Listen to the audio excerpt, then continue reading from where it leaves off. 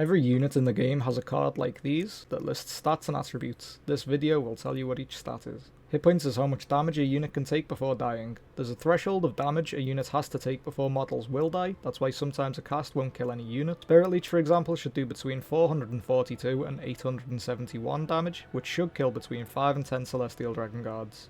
But if you look at the entity count, you can see kills only happen on the second cast when the threshold is exceeded. Units are either small or large, which you can see by this icon. The number next to it is how many models are in that unit. The small coin is how much upkeep you will pay per turn for that unit. Armour is how resistant a unit is to damage from sources other than armour piercing, cavalry charges, explosive missiles like catapults, or any combination of the above.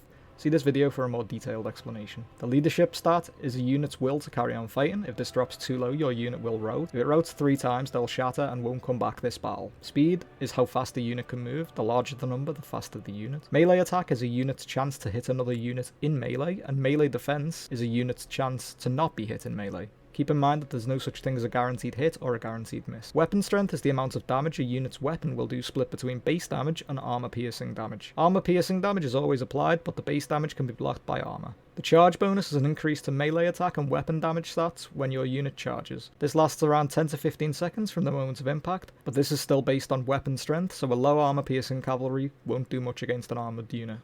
Missile units have an additional 3 stats. Ammunition is the amount of times a unit can fire.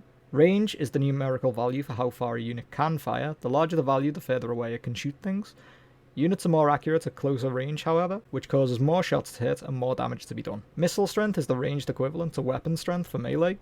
Each shot is split between base and armor-piercing missile damage, with armor-piercing always applying and base damage being slightly blocked by the armoured, shielded, and armoured and shielded attributes. Thanks for watching. Next is attributes.